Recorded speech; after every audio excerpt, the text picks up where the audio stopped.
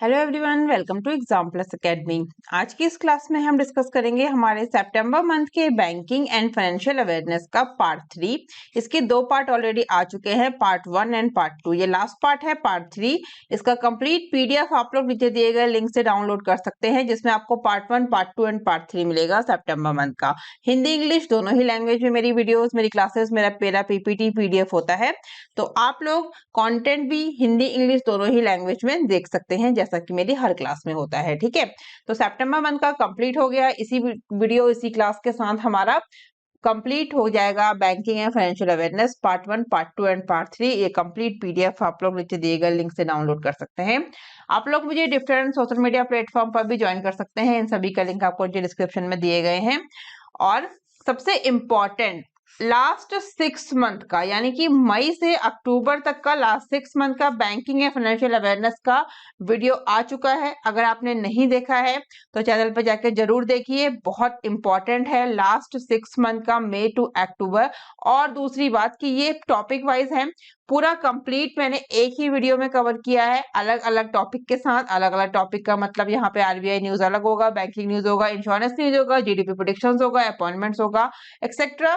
पूरे 11 टॉपिक्स के साथ मैंने कवर किया है लास्ट 6 मंथ का, May to October banking and financial awareness.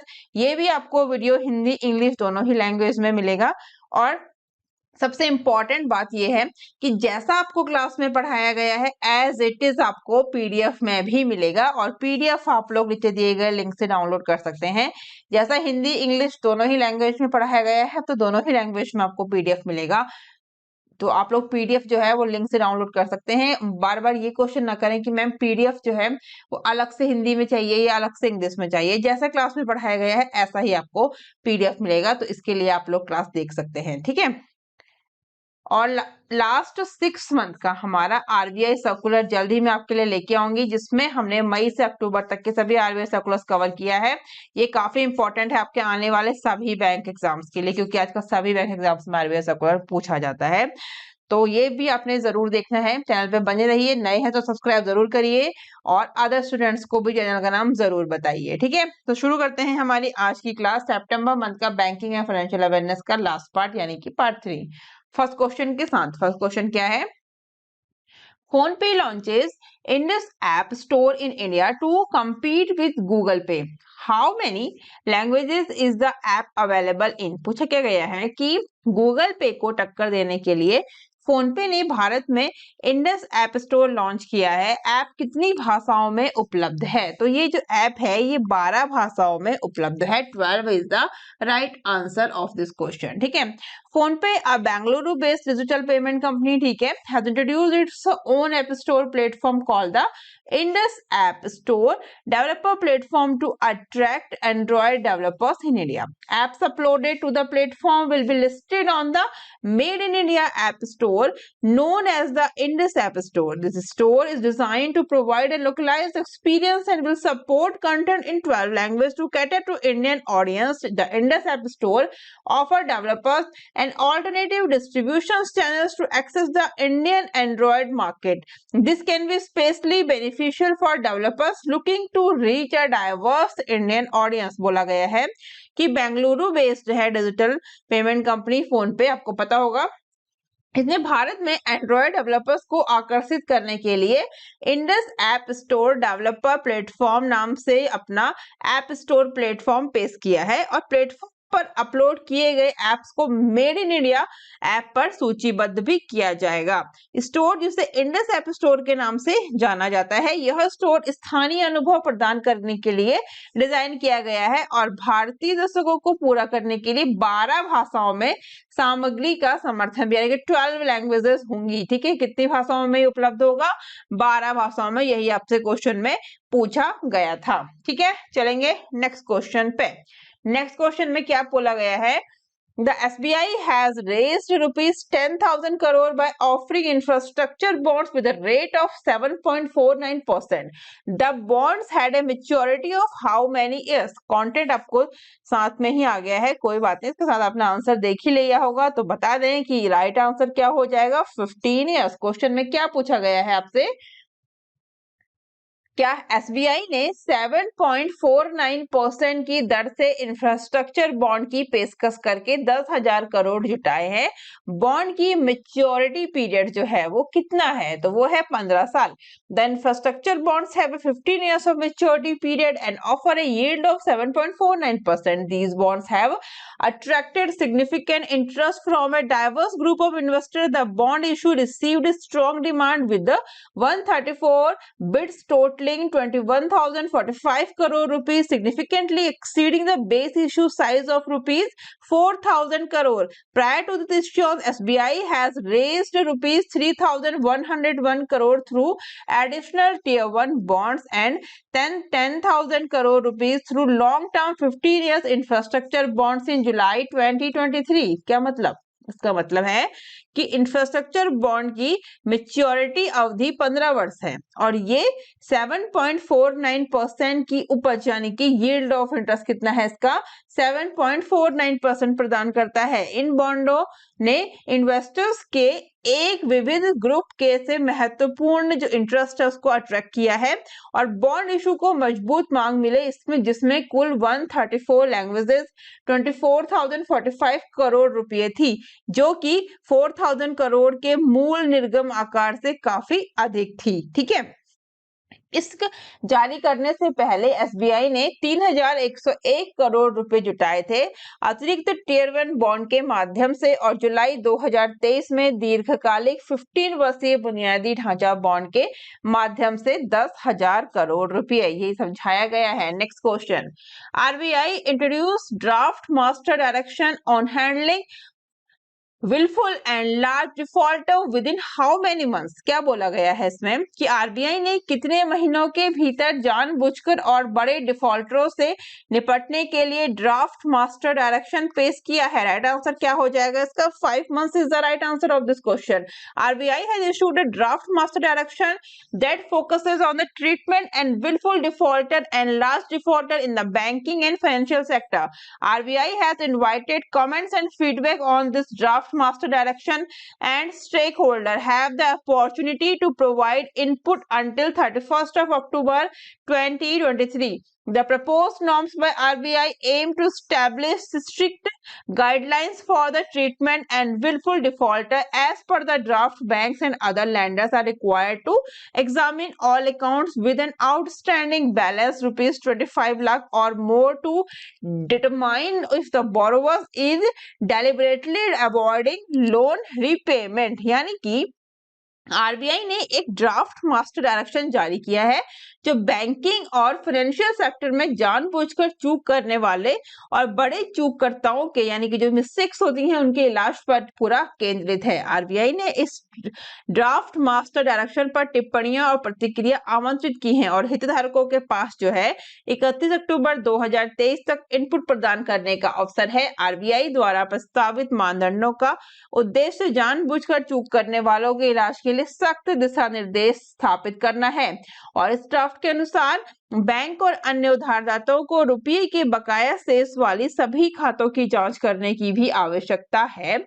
यह निर्धारित करने के लिए कि क्या उधारकर्ता जानबूझकर ऋण चुकौती से बच रहा है। ठीक है, इसके बाद क्या है, इसके बाद है हमारा नेक्स्ट क्वेश्चन। नेक्स्ट क्वेश्चन में क्या बोला गया है, The Reserve Bank of India has implemented the Basel III capital framework for all financial institutions. How many AIFIs are there in India? What is the AIFI? All India Financial Institutions is the full form of AIFI. ठीक है, RBI ने सभी वित्तीय संस्थानों के लिए basal III पूंजी ढांचा लागू किया है। भारत में कितने ऑल इंडिया फाइनेंशियल इंस्टीट्यूशंस हैं ये पूछा गया है, तो कितने हैं? 5 हैं। ठीक है, 5 is the right answer.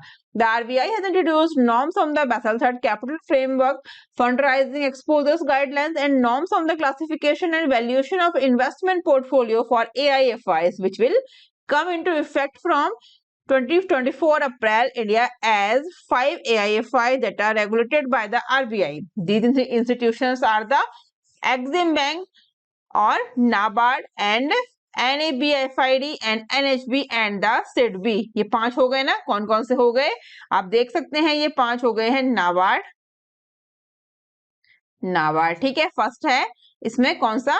EXIM bank. First EXIM NABARD, NABFID, ठीक है, NABFID, ठीक है, NHB, एंड लास्ट इज कौन सा है इसमें, SIDBI. SIDBI is the right. हो गए 5। पूछा क्या गया है, भारत में कितने AIFI हैं, first, second, third, fourth and fifth. कौन कौन से, Exim bank, NABARD, NABFID, NHB and SIDBI. NABFID क्या है, तो national bank for agriculture and rural development, ठीक है। तो बाकी का फुल फॉर्म सभी को पता ही होगा।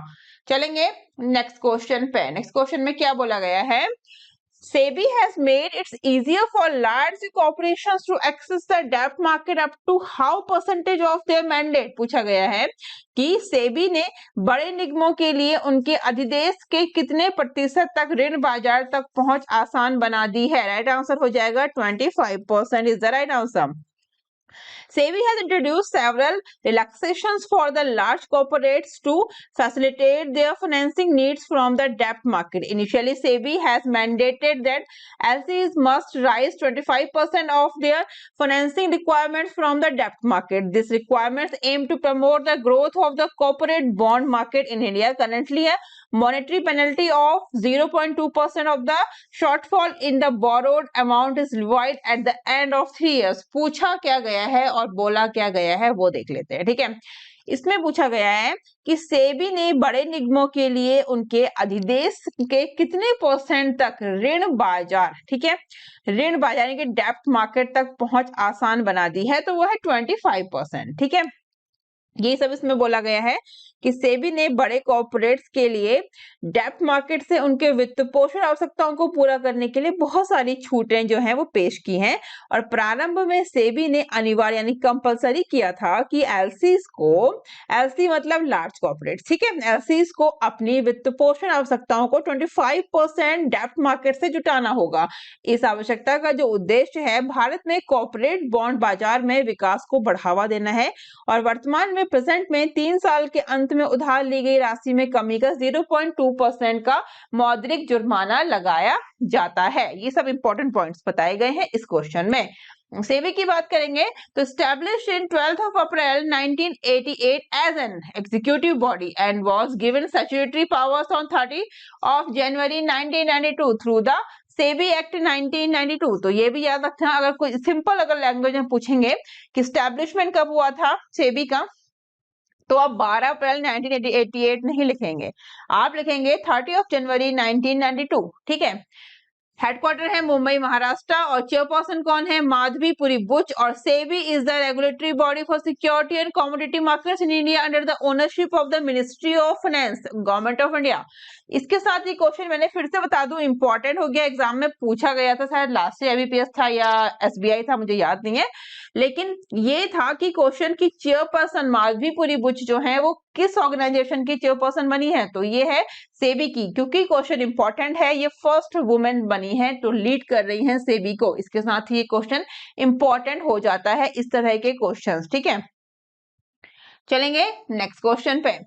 JP Morgan said it plans to add Indian government bonds or government securities or G securities government security to its benchmark emerging market index for how much billion dollar। बोला गया है कि JP Morgan ने कहा कि वह अपने benchmark उभरते बाजार सूचकांक में कितने अरब डॉलर के लिए भारतीय सरकारी बॉन्ड या सरकारी प्रतिभूतियों या G सेक को जोड़ने की योजना बना रहा है, वो है 21 billion dollar. in a development that could help India attract 21 billion dollar, rupees 1.7 lakh crore approx, ठीक है, worth of investment from the next fiscal global financial firm JP Morgan stated that it plans to include Indian government bonds or government securities into its benchmark emerging market index.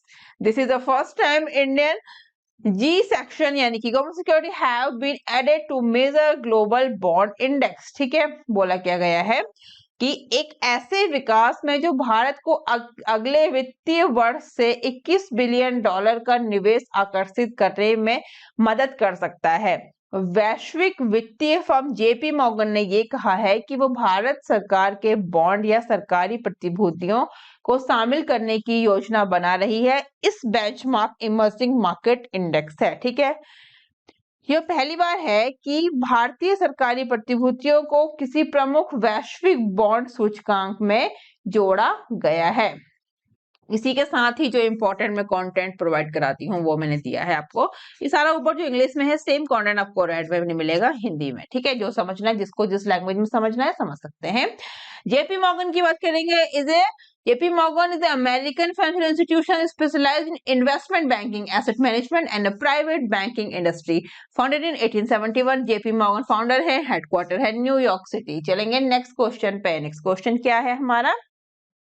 Which bank launch of the new NEO from business platform is a transformational moment for small and medium-sized enterprises (MSME), providing in an all-in-one banking solution that improves ease and efficiency। पूछा क्या गया है इसमें कि किस bank के द्वारा business platform के लिए नए एनईओ या नीओ का लॉन्च छोटे और मध्यम आकार के उद्यमों के लिए एक परिवर्तनकारी क्षण है जो एक ऑल इन वन बैंकिंग समाधान प्रदान करता है जो आसानी और दक्षता में सुधार करता है। राइट आंसर क्या हो जाएगा?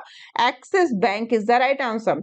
Axis bank announces that the launch of Neo for Business, a distinctive transaction banking platform specially curated for Indian micro, small and medium enterprises। बोला गया है कि एक्सिस बैंक ने बिजनेस के लिए नियो के लॉन्च की घोषणा की जो एक विशिष्ट लेन देन बैंकिंग प्लेटफॉर्म है जो विशेष रूप से एमएसएमई के लिए तैयार किया गया है।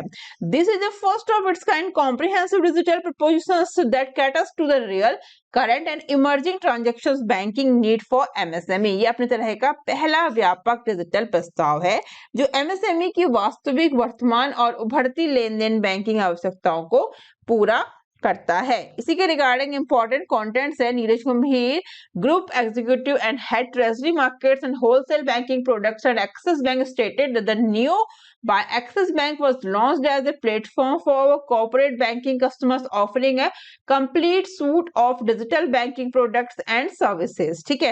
Benefits of axis bank neo for business किस तरह से, ये सारे पॉइंट्स आपने देखने हैं, इंपॉर्टेंट है।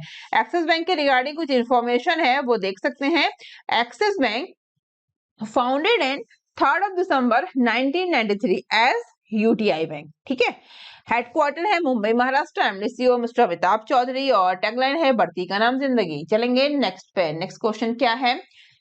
The ADB pared its growth forecast for India's economy from how many percent to 6.3% for this year 2023। तो ADB ने इस वर्ष यानी कि 2023 के लिए भारत की अर्थव्यवस्था के लिए अपने विकास पूर्वानुमान को कितने परसेंट से घटाकर 6.3% कर दिया है? कितने से? 6.5% से घटाकर कर दिया है 6.3%। ठीक है। कैसे और क्या? तो ADB pared its growth forecast for India's economy to 6.32 for this year from 6.4 estimated earlier, citing the impact of falling exports and erratic rainfall patterns that could hit farm output। ठीक है।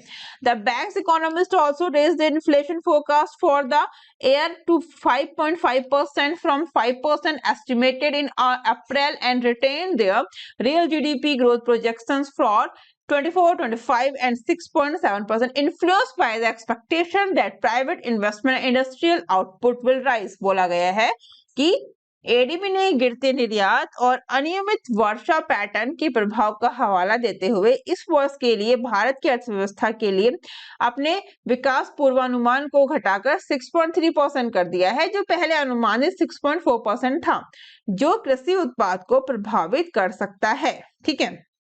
निजी निवेश और औद्योगिक उत्पादन में वृद्धि की उम्मीदों से प्रभावित होकर बैंक के इकोनॉमिस्ट ने भी वर्ष के लिए अपनी इन्फ्लेशन पूर्वानुमान को अप्रैल में अनुमानित 5% से बढ़ाकर 5.5% करा दिया और 2024 के लिए अपने वास्तविक सकल घरेलू उत्पाद यानी कि जीडीपी विकास अनुमान को 6.7% पर बरकरार रखा है। ठीक है। क्वेश्चन यही था ना कि एडीबी ने 2023 के लिए भारत की अर्थव्यवस्था के लिए अपने जो पूर्व विकास के पूर्वानुमान को कितने परसेंट से घटाकर 6.3% कर दिया है, तो वो है 6.5% से घटाकर। इसी के रिगार्डिंग इंपॉर्टेंट कंटेंट आप देख सकते हैं, सेम है इसी पे बेस्ड, ठीक है, information. Next question, how much percentage of the family pension at a uniform rate for the welfare of the families of LIC employees? पूछा क्या गया है कि LIC कर्मचारियों के परिवारों के कल्याण के लिए एक समान दर पर पारिवारिक पेंशन का कितना प्रतिशत? राइट आंसर क्या हो जाएगा? 30%। The Ministry of Finance approved a series of welfare measures for the benefits of LIC agent and employees. ठीक है, the welfare measures are related to the amendments to LIC Regulation 2017, enhancement of gratuity limit and uniform rate of family pension among others. More than 13 lakh agents and more than 1 lakh regular employees who play a pivotal role in the growth of LIC and the deepening of insurance penetration in India will benefit from these welfare measures. ठीक है, चलेंगे next question पे। Echo has launched a new campaign. क्या नाम है? Health insurance की सुबह हो गई मामू। To promote its Echo platinum health plan, how much % will you get for your bill payment? पूछा गया है कि Echo ने अपने Echo प्लेटिनम स्वास्थ्य योजना को बढ़ावा देने के लिए नया अभियान स्वास्थ्य बीमा की सुबह हो गई मामू शुरू किया है। आपको अपने बिल भुगतान के लिए कितना % मिलेगा? तो आपको मिलेगा 100%। ठीक है, 100% is the right answer of this question.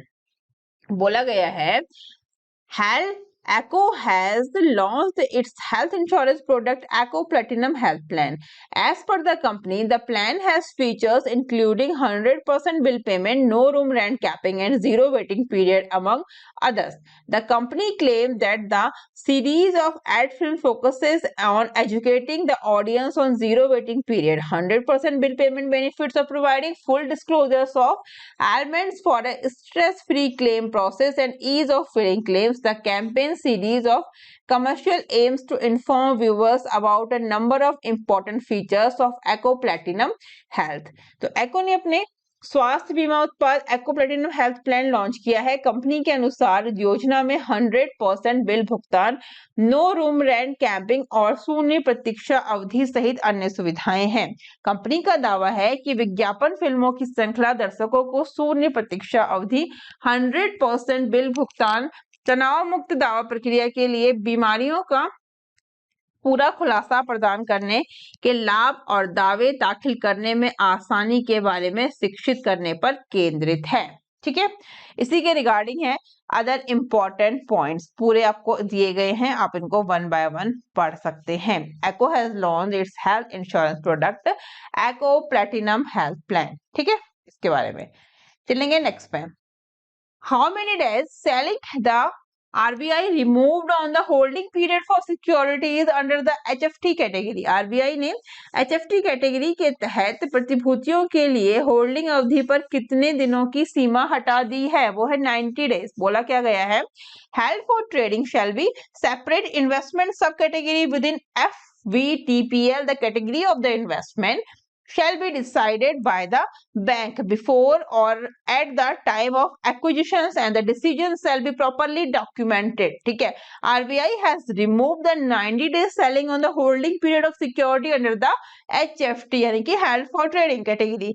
At the present, banks are allowed to set aside more than 25% of total investment under the HTM, provided the investment in government securities to meet the statutory liquidity ratio SLR requirements is kept at 18%. साफ साफ बोला गया है, इसमें क्या समझाया गया है कि ट्रेडिंग के लिए आयोजित HFT यानी कि HFT का full form held for trading, ठीक है, कि भी HFVTPL के भीतर एक अलग इन्वेस्टमेंट उपश्रेणी होगी और निवेश की श्रेणी अधिग्रहण से पहले या अधिग्रहण के समय बैंक द्वारा तय की जाएगी। इस निर्णय को उचित रूप से प्रलेखित किया जाएगा। आरबीआई ने 90 दिन की सीमा हटा दी है और एचएफटी श्रेणी के तहत प्रतिभूतियों सिक्योरिटीज की होल्डिंग अवधि पर, ठीक है, जो पहले 90 डेज की जो लिमिट थी वो हटा दी गई है अंडर द एचएफटी कैटेगरी। किसके द्वारा? रिजर्व बैंक ऑफ इंडिया के द्वारा, ठीक है। तो 90 days selling has the RBI removed on the holding period for security under the HFT category, यानी कि आरबीआई ने एचएफटी श्रेणी के तहत प्रतिभूतियों के लिए होल्डिंग अवधि पर 90 दिनों की सीमा हटा दी है। सेम कंटेंट है, इसी पे रिगार्डिंग है, आप पढ़ सकते हैं और आपने पढ़ना ही है, कंटेंट तो मिस ही नहीं करना है, वो तो दोबारा इतने बार समझाने वाली बात ही नहीं है, ठीक है। Next question, the SEBI has approved a draft for special right of the unit holder to improve its corporate governance standards. How many days are allowed to intimations to be completed at the closure of each financial year? SEBI ने अपने corporate प्रशासन मानकों में सुधार के लिए unit धारक के विशेष अधिकारों के लिए एक मसौदे को मंजूरी दे दी है। प्रत्येक वित्तीय वर्ष के समापन पर सूचनाएं पूरी करने के लिए कितने दिनों की अनुमति है? तो 10 days is the right answer. SEBI approved a proposal. SEBI पता है security and exchange board of India approved a proposal for special right for the unit holders, ठीक है, in its bid to enhance its corporate governance norms. According to the notified framework, unit holder eligible under the rules will have the option to either nominate or refrain from the nominating a director to the board of investment managers to be their representative. Any subsequent intimation shall be made within 10 days of the end of every financial year. On receipt of the intimation, unit holder who are interested shall inform their investment manager within the next 10 days. ठीक है, बोला गया है कि सेबी ने अपने corporate प्रशासन मानदंडों को बढ़ाने के लिए यूनिट धारकों के लिए विशेष अधिकारों के प्रस्ताव को मंजूरी दे दी है और अधिसूचित ढांचे के अनुसार नियमों के तहत पात्र यूनिट धारकों के पास अपने प्रतिनिधि के रूप में निवेश प्रबंधकों के बोर्ड में एक निदेशक को नामित करने या नामित करने से बचने का विकल्प होगा। कोई भी आगामी सूचना प्रत्येक वित्तीय वर्ष की समाप्ति के 10 दिनों के भीतर ही दी जाएगी और सूचना प्राप्त होने पर इच्छुक यूनिट धारक अगले 10 दिनों के भीतर अपने निवेश प्रबंधक को सूचित करेंगे। नेक्स्ट क्वेश्चन है, SIDBI plans to raise rupees 10,000 crore through a right issue in the next fiscal year 2024 to increase its capital strength. How much % shareholding does the central government have in SIDBI? तो SIDBI ने रुपये जुटाने की योजना बनाई है अपने पूंजीगत ताकत बढ़ाने के लिए अगले वित्तीय वर्ष 2024 में राइट्स इश्यू के माध्यम से 10,000 करोड़ रुपये सिडबी में केंद्र सरकार की कितनी प्रतिशत हिस्सेदारी है? तो वो है 20.8%। कितना है? 20.8%. The central government owns 20.8% of SIDBI. SIDBI has a plan to raise 10,000 crore from the right issue next fiscal to the expand its capital base. SIDBI has defined SME loans plans to conduct the right issue in 2 tranches of 5,000 crore each next fiscal. SIDBI expects to increase its asset to rupees 5 lakh crore by March 2024 from about rupees 4 lakh crore in March 2023. The shareholder will subscribe to the proposed right issue. ठीक है, Central government owns 20.8% of SIDBI. State Bank of India holds 15.65% and LIC 13.33%. The rest of the equity held by the other public financial institutions and banks. Capital adequacy ratio CR of SIDBI declined from 24.28% in financial year 2022 to 19.29% in financial year 2023. It further declined to 15.63% as of the June 2023 quarter. ठीक है, same content आपको यहाँ पर हिंदी में समझाया गया है, वही जो आपको आगे इंग्लिश में दिया गया है। Next question, Ujjivan Small Finance Bank open a Maxima saving account and business Maxima current account for a premium customer. What is the maximum saving account interest rate annually? पूछा गया है कि अधिकतम बचत खाते की ब्याज दर, वार्षिक ब्याज दर क्या है? तो वो है 7.5%। तो उज्जीवन स्मॉल फाइनेंस बैंक जो है, लीडिंग स्मॉल फाइनेंस बैंक है, has introduced the maximum saving account and business maximum current account for the premium customer segment. ठीक है, for the premium customer segment. These new offering aim to improve the banking experience for both new and existing customer by providing a variety of services and benefits. The products are designed to provide customers with various benefits, superior features, and premium experience to meet their various financial and banking needs. ठीक है, इसी के regarding ये सारे points आप देख सकते हैं, अच्छे से समझाए गए हैं। बात करेंगे उज्जीवन स्मॉल फाइनेंस बैंक की, फाउंडेड इन 1 फरवरी 2017, हेडक्वार्टर है बैंगलोर कर्नाटका में, और MD/CEO है मिस्टर इट्टर डेविश। ठीक है, next question, IRDAI has set up a interdisciplinary standing committee ISCC, ठीक है, on cyber security. How many ISCC members are appointed? IRDAI ने साइबर सुरक्षा पर एक अंतर विषय स्थायी समिति की स्थापना की है। कितने ISCC सदस्य नियुक्त किए जाते हैं? तो वो हैं 10 नियुक्त किए जाते हैं। The committee will also recommend appropriate changes to the framework to enhance the cybersecurity posture and resilience of the insurance industry.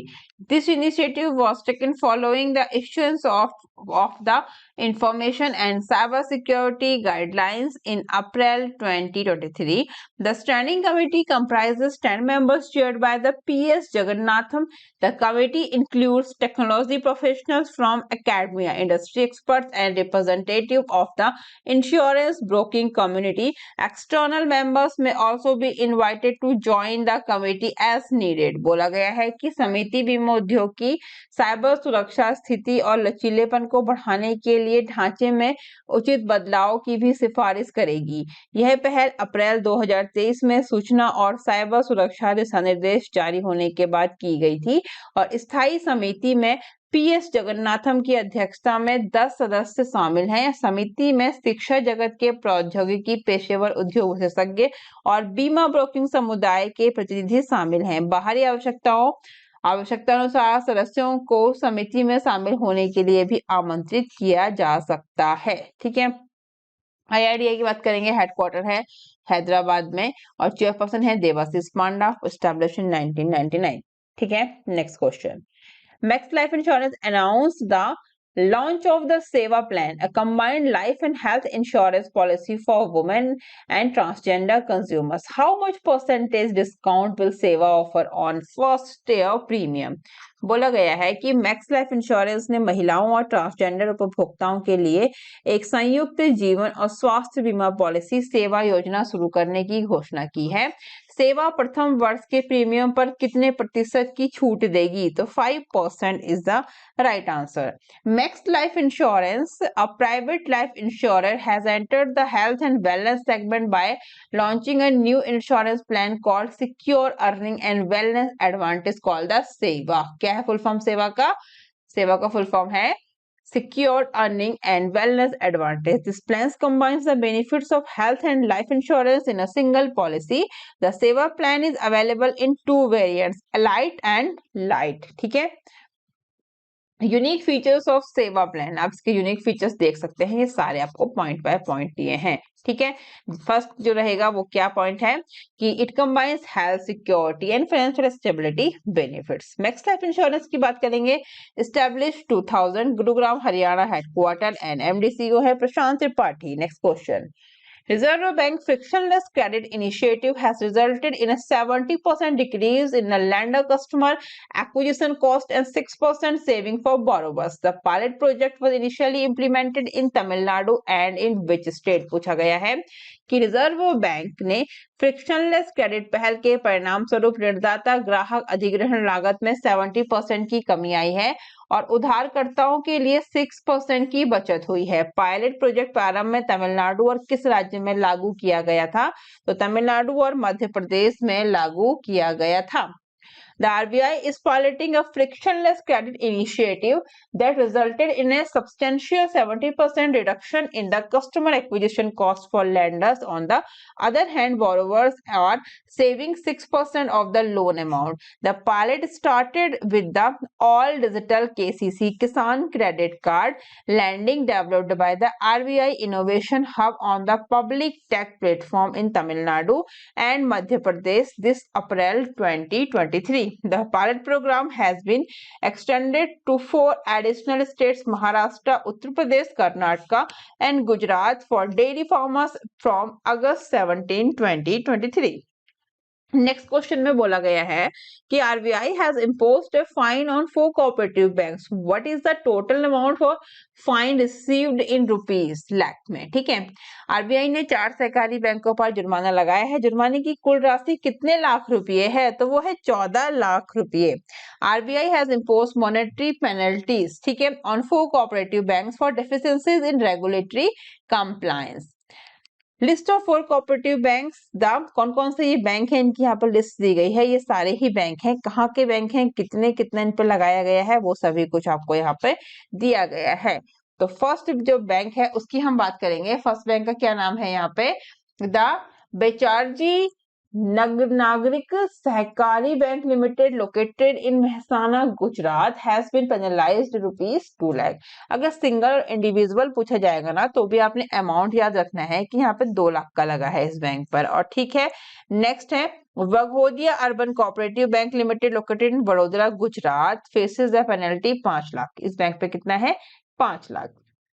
Next है Viramgam mercantile cooperative bank situated in Ahmedabad Gujarat. 3 bank तो गुजरात के ही हैं, इस पे 5 लाख है। नेक्स्ट है बारामती सहकारी bank limited based in Baramati Pune Maharashtra has received penalty of ₹2 lakh. ठीक है, इसी के रिगार्डिंग अदर कंटेंट भी आपको दिया गया है, ये आपने अच्छे से डिटेल्स में पढ़ लेना है। ये सारे कंटेंट्स जो आपको दिए गए हैं। रिजर्व बैंक ऑफ इंडिया के बारे में इंफॉर्मेशन है जो मैं हर बार देती हूँ, आपको पता ही होगा, आप देख सकते हैं। ठीक है, नेक्स्ट क्वेश्चन पे चले। नेक्स्ट क्वेश्चन में क्या पूछा गया है? सबसे पहली बात, जो पिक्चर आपको दी गई है आप फेस देख के पहचान गए होंगे, ये है आरबीआई के फॉर्मर चेयरपर्सन रजनीश कुमार। ठीक है, पूछा गया है कि Mastercard India appoints Rajnish Kumar as its non executive chairman, has the former chairperson of which bank? किसके? एसबीआई के, जो मैंने पहले ही बताया, एसबीआई के चेयरपर्सन। तो मास्टरकार्ड इंडिया ने रजनीश कुमार को अपना नॉन एग्जीक्यूटिव चेयरमैन अपॉइंट किया है। मास्टरकार्ड इंडिया ने, ठीक है, सिर्फ मास्टरकार्ड मत समझ देना, मास्टरकार्ड इंडिया ने। ये किस बैंक के पूर्व अध्यक्ष थे? एसबीआई के। और प्रेजेंट में कौन है एसबीआई के? दिनेश कुमार खारा। इनकी जगह पर अब दिनेश कुमार खारा बन गए हैं chairperson state bank of India के। अगर आप में से किसी को याद है तो प्लीज मुझे कमेंट में बताइएगा कि 4 एमडी कौन है स्टेट बैंक ऑफ इंडिया के। 4 एमडी होते हैं, 1 चेयरपर्सन होता है, एलआईसी में भी और एसबीआई में भी। तो मुझे बताइएगा कि एसबीआई के 4 एमडी के नाम कमेंट बॉक्स में। Mastercard, a global technology company in the payment industry, has appointed Rajneesh Kumar, former chairman of the State Bank of India, as the chairman of Mastercard India.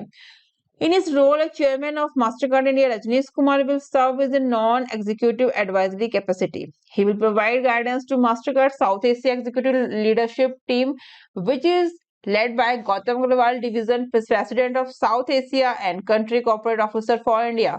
This guidance will be particularly valuable in navigating in the dynamic domestic payment landscape. Mastercard की बात करेंगे, Established 1966, headquarter New York और CEO है Michael माइबैक। किसकी? Mastercard के। ठीक है, LIC hand over ₹1,831 crore dividend check to Nirmala Sitharaman. How much percentage shareholding does Centre holds in LIC? LIC ने निर्मला सीतारमण को, जो फाइनेंस मिनिस्टर हैं प्रेजेंट में हमारी, उनको 1,831 पॉइंट समथिंग कुछ अमाउंट था करोड़ रुपए के लाभांश चेक सौंपे हैं। LIC में केंद्र की कितने प्रतिशत हिस्सेदारी है? तो वो है 96.5%। कितना है? 96.5% है। ठीक है, LIC presented dividend cheque of 1,831.09 था। ठीक है, to Finance Minister Nirmala Sitharaman. The dividend payment was approved by the LIC shareholder and the annual general meeting held on 22nd of August 2023.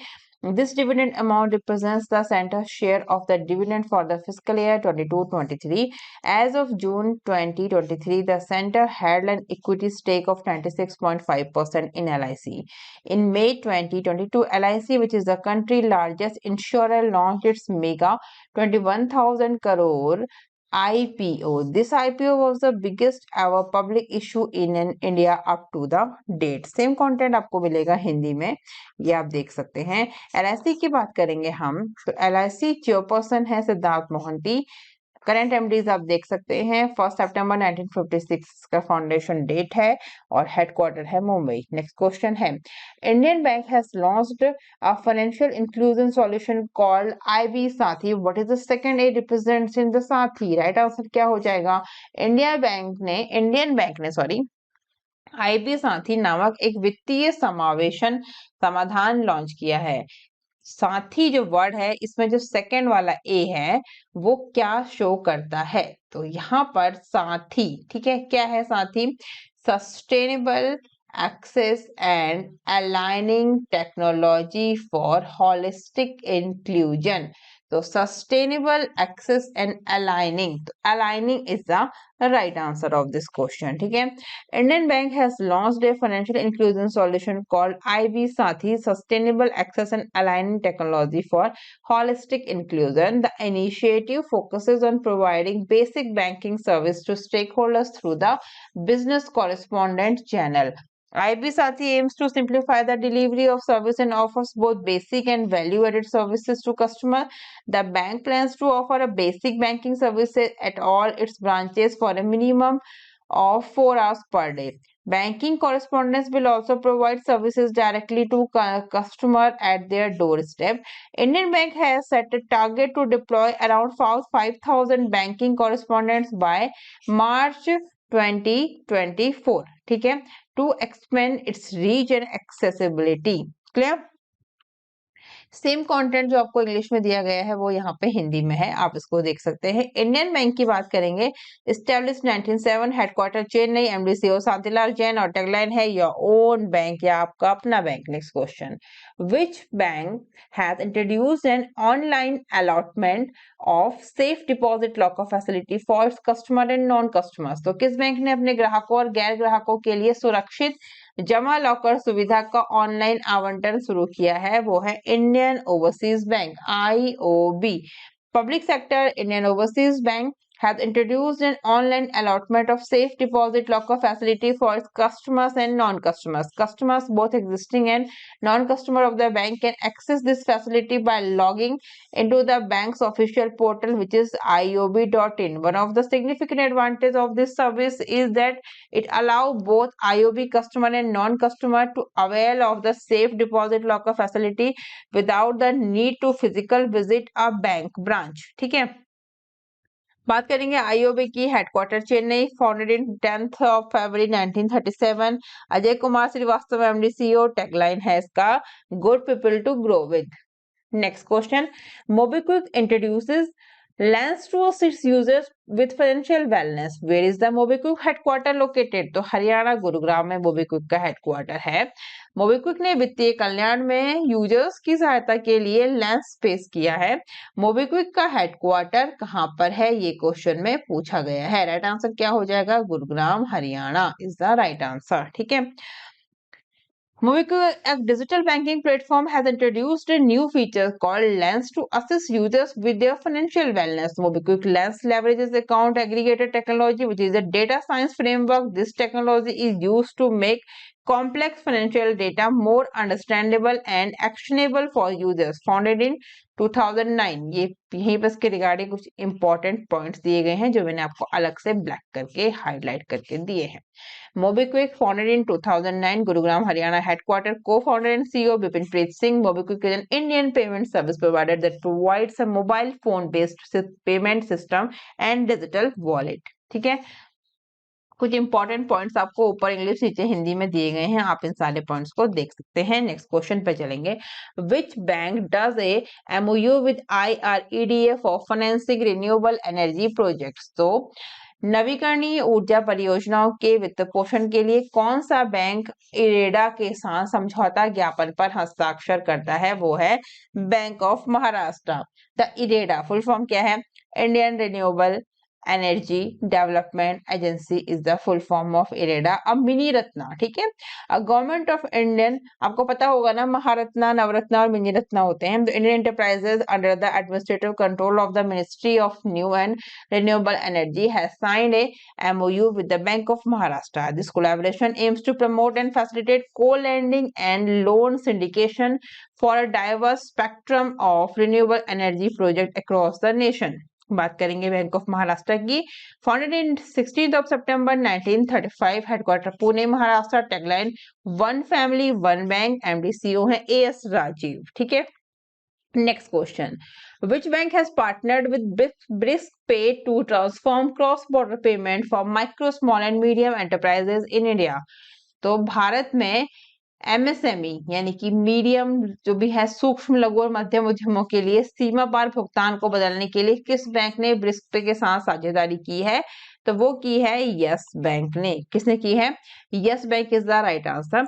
Go Bricks technology private limited यानी कि BRICS पे, a cross border payment fintech company, and Yes Bank have entered into a partnership to introduce BricsPay account to account, a cutting edge suite of solutions designed to empower exporter and importers. The partnership enables BricsPay customers to collect payment is more than 36 foreign currencies from over 180 countries. Funds collected in foreign currencies can be converted into Indian rupee and settled directly into the local bank accounts of Indian business within a single business day. This collaboration represents a significant leap in the realm of cross-border payment, benefiting MSME in the manufacturing and service sectors. ठीक है, तो complete हो गया है सितंबर month का part 3।